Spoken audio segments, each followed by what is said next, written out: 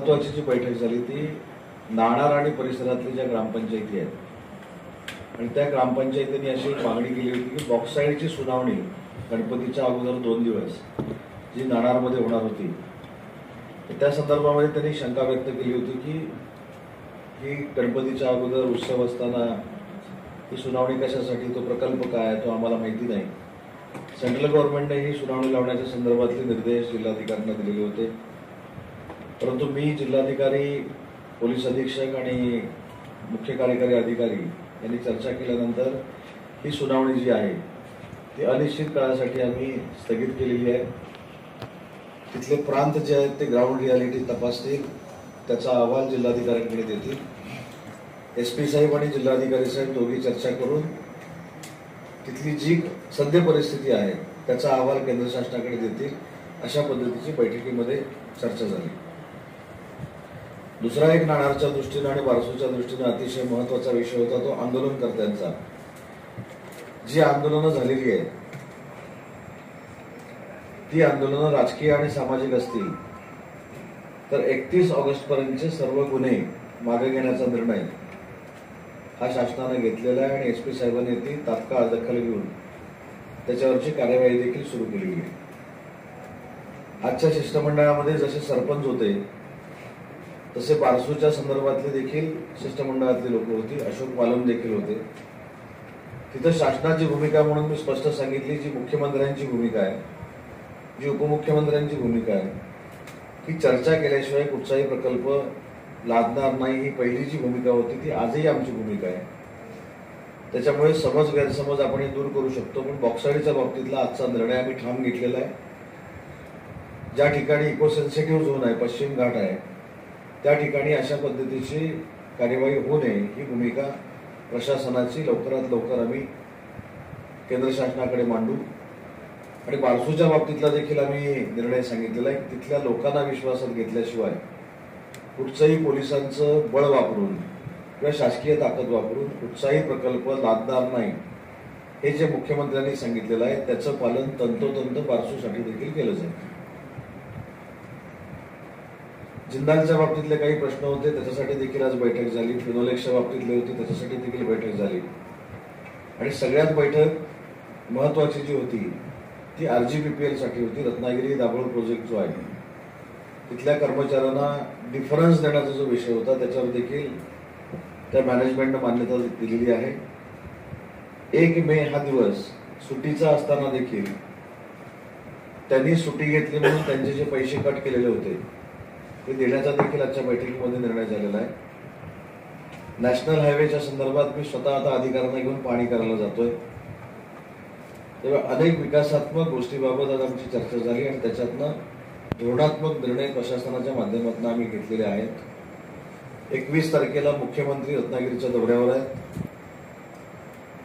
मुख्यमंत्री माझी लाडकी बहीण योजना हा एक कार्यक्रम मुख्यमंत्री महोदयांचा आहे.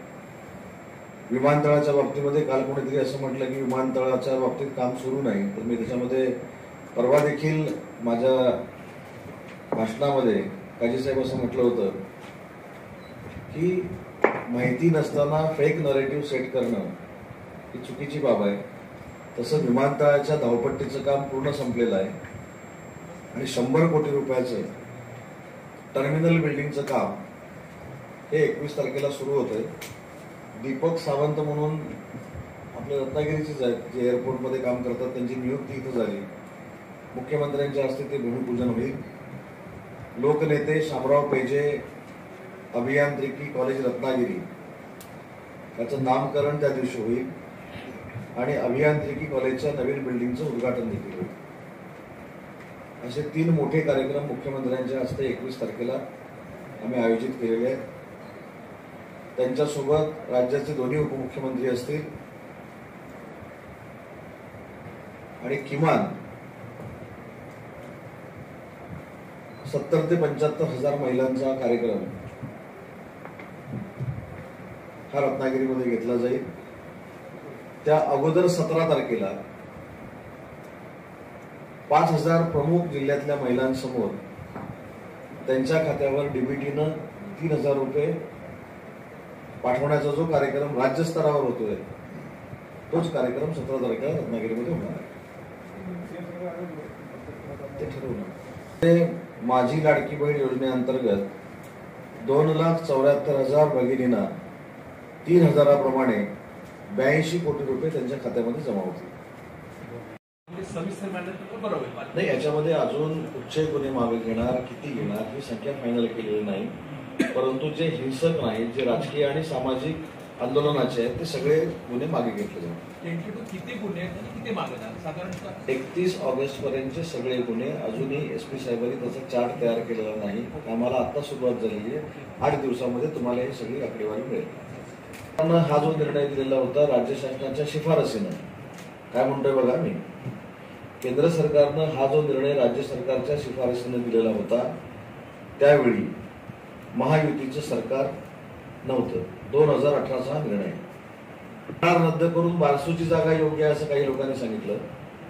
तसं नाणारमध्ये बॉक्साईड देखील चालू शकतं हे देखील काही लोकांनी सांगितलं. 2018 अहवालाची भूमिका ही स्पष्ट असावी लागते. एसपी साहेबांच्या अहवालाची भूमिका असावी लागते.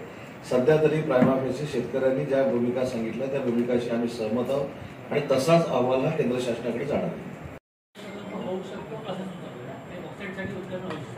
तरी तेच सांगतो ना, सरकार ज्यावेळी बदललं, महाविकास आघाडीचं सरकार आलं 18-19 मध्ये, त्यावेळी हा प्रस्ताव गेला आणि त्याला मंजुरी मिळाली. मुद्दा असा राहतो की नाणार नको, आम्हाला मान्य आहे नाणार नको, त्यावेळी आम्ही निर्णय घेतला. पण बारसू हवा म्हणून पत्र दिलं. आता त्याच्यामध्ये असं म्हणणं की मी पत्र द्यायला लावलं, तुम्हाला एक पत्रकार परिषद माहीत असेल. परंतु आज सगळे एक्सपोज झाले, कारण रिफायनरीच्या आंदोलनातले काही प्रमुख पदाधिकारी माझ्या सर्व बैठकीला उपस्थित होते. त्यांनी देखील ही भूमिका मांडली की आपल्यामध्ये डायलॉग होत नव्हता म्हणून नक्की तुमचं मत आम्हाला कळत नव्हतं. पण तुमचं मत जे 2 वर्षापूर्वीचं आहे तेच आताचं आहे. परंतु काही लोकांचं मत समर्थन करतात, विरोध करतात, समर्थन करत नाही, विरोध करायला लावतात. ह्या सगळ्या भूमिका आता आम्हाला कळायला लागलेल्या आहेत असं स्पष्ट मला ते सांगून केली ना. आज भोळे, माझ्या माहिती पण भोळे जे अध्यक्ष आहेत तेच बैठकीला आलेले होते. त्यांनी मला आज निवेदन दिलं. त्यांनी मला रिस्पेक्टफुली सांगितलं, मी त्यांना माझ्या भावना सांगितल्या की ज्यावेळी एखाद्या कार्यकर्त्याला, एखाद्या माणसाला जाळून टाकतो अशी भूमिका निर्माण होते तरी संवादच खुंटतो. त्याच्यावर त्यांनी त्यांची स्पष्ट भूमिका केली की त्या मताशी आम्ही सहमत नव्हतो, परंतु आम्ही पोहोचू शकलो नाही तुमच्यापर्यंत. तरी देखील तुम्ही आम्हाला विधान भवनामध्ये भेटला, तरी देखील मुख्यमंत्र्यांची चर्चा झाली.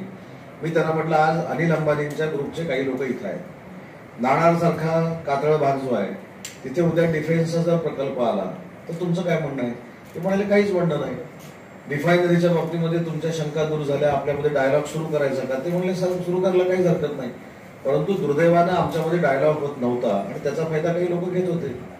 आता आमचा डायलॉग सुरू झाला तर तो डायलॉग कसा सुरू झाला ते पण सांगतो.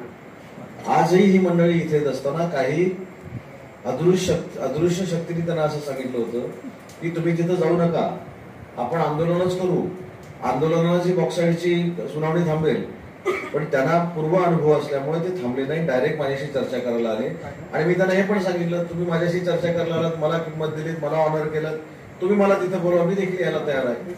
त्याच्यामुळे ही डायलॉगला सुरुवात झाल्यामुळे अनेकांचे धाबे कदाचित दणाणतील भविष्यात. किती तारखेपर्यंतचे 2,74,000 आणि अजून किती नोंदणी व्हायची?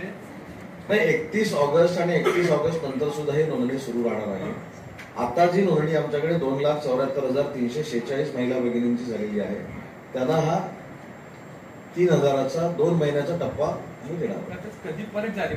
7 ऑगस्ट. आजची म्हणजे शासनाने जाहीर केल्यापासून ज्यांनी नोंदणी केली त्यांच्या आतापर्यंत. आज एक फक्त आनंदाची गोष्ट तुम्हाला सांगतो की पब्लिसिटी म्हणून ऑफ द रेकॉर्ड सांगतो, 2 कंपन्या रत्नागिरीमध्ये आहेत. स्टरलाइट कंपनीवर कुपसा प्रकल्प उभा करायचा आणि रिळउंडीला कुपसा प्रकल्प उभा करायचा, याच्यावरती चर्चा करतायत. आणि ह्याच्यातला एक MOU 18 तारखेला रत्नागिरीमध्ये होणार. जाती जमातीच्या जिल्हाध्यक्षाने जिल्हाधिकाऱ्यांकडे तक्रार केलेली आहे. त्यांचं म्हणणं आहे की खासदार म्हणून त्यांचा पण फोटो आवश्यक. मुळात ही केंद्राची योजना आहे की राज्याची योजना आहे? याबाबत कोणी कोणाकडे तक्रार करावी हा त्यांचा वैयक्तिक प्रश्न आहे. अशा तक्रारीकडे मी दुर्लक्ष करतो. ज्यांनी कोणी तक्रार केली ते कोण आहे ते मला माहिती नाही. ते माझ्या मित्रपक्षाचे असेल त्यांचा मी आदर करतो. त्यांच्या ज्या काही शंका कुशंका ज्या काही असतील त्यांनी माझ्याकडे येऊन चर्चा करावी. मला नारायण राणे साहेबांबद्दल नितांत आदर आहे, जेवढा त्यांना नाही एवढा. पण ते कोण आहेत ते मला माहित नाही. आता महिन्यात ही निरंतर चालणारी प्रक्रिया आहे. त्याच्यामुळं 1 टर्म नंतर 2 टर्म नंतर 3 टर्म नंतर विकास थांबतो अशातला भाग नाही. विकास हा करत राहायचा असतो, तो आपण करत राहतोय आणि त्याची पोचपावती जनता मला देते. पुढे पालकमंत्री होणार म्हणून काय शिल्लक प्रेस चालू आहे. होणार आहात, त्याच्यामुळे परत काही कामं शिल्लक ठेवली. नोव्हेंबरच्या फर्स्ट वीकला ज्यावेळी आपण परत पत्रकार परिषद घेऊ त्यावेळी महायुतीचं सरकार महाराष्ट्रामध्ये असेल आणि तुम्ही मलाच प्रश्न विचारत असणार. आज तेच म्हणून त्याच्याकडे काय शिल्लक अधिवेशनावर पुन्हा आंदोलन सुरू करतायत संजय यादवराव असं समजलं. खरोखर जे त्यांची मला असं वाटतं की लोकशाहीमध्ये आंदोलन करणं हे काय पाप नाहीये ना. त्यांनी आंदोलन करावं, ते लक्ष वेधण्यासाठी आंदोलन करतायत, त्यांच्याकडे आम्ही लक्ष देऊ, त्यांचे प्रश्न सोडवू. केले का खड्डे बुजवणे किंवा काय? स्वतः रवींद्र चव्हाण साहेबांनी मागच्या 8 दिवसापूर्वी पाहणी केलेली आहे, परत 2 दिवसानंतर पाहणी करतायत. ते बांधकाम विभागाचे मंत्री आहेत. आता नॅशनल हायवेचे अधिकारी इथं आलेत, मी त्यांच्यावर देखील आता रस्त्याची पाहणी करायला जातोय. कधी जाईल आम्हा पण घ्या पत्रकारांना.